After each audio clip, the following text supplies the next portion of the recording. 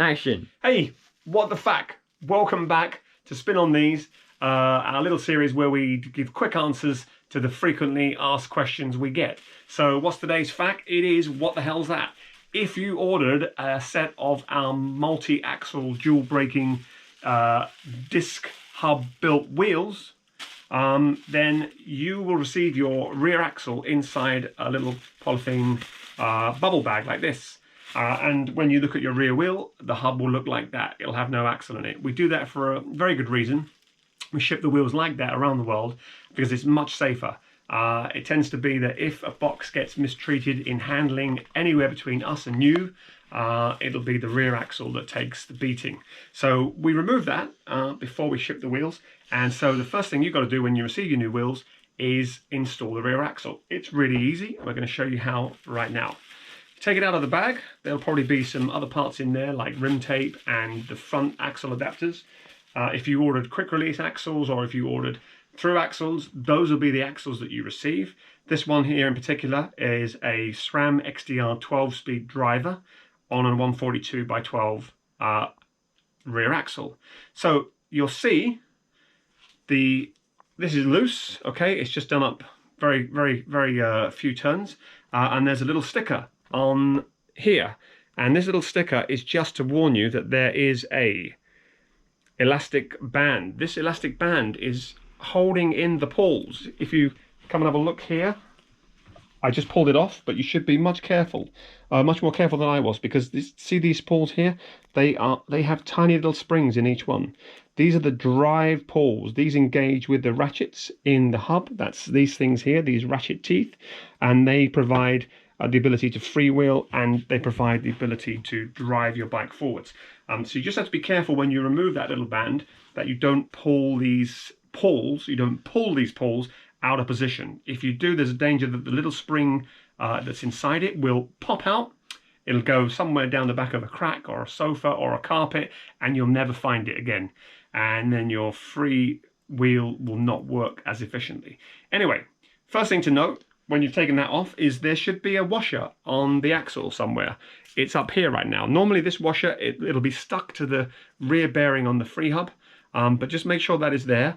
And if not, it'll be stuck to this end like this one was, and you want to make sure you release that and you slide it down the axle towards the back of the Freehub. Okay, just unscrew this by hand, and now imagine there's a whole wheel here. We're going to insert the axle into the hub. This is the drive side of the hub. You know it's the drive side because it has the ratchets in here. You'll see that it's pre-greased, so you don't have to apply any lube or anything else. The other side, the wrong side, is the spline side. That's for your disc rotor mount if you're going to ride with disc braking. Also, you might see here there's something blocking the way right now. If I put the axle in, it's going to hit that little metal collet inside, and it will be very difficult to move through the hub. So what you do to get that to work is you insert a finger in the opposite side, and you just move that collet into the center so that it's out of the way. Then you just, while applying pressure to the Freehub and the axle, just rotate anti-clockwise. That's counterclockwise for you guys in the US, and give it a little wiggle as you go until you get the ratchets and the teeth to mesh, and then it'll go pop at some point. We might have to edit this bit out. There you go. Went pop. It's now in. Check that the seal, this is the rubber seal, this is very important that it's seated properly, because that's what's going to keep all the road grime and moisture out of the drive mechanism. Give it a little whirl. There you go. You hear the traditional ratchet sound. And then all that remains to do is to do up the axle locking end cap. Just turn it with your fingers until it doesn't turn anymore.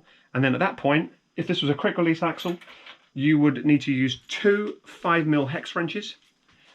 This is a through axle, so you need to use 2 17mm open wrench, or spanner as we call them over this side of the pond.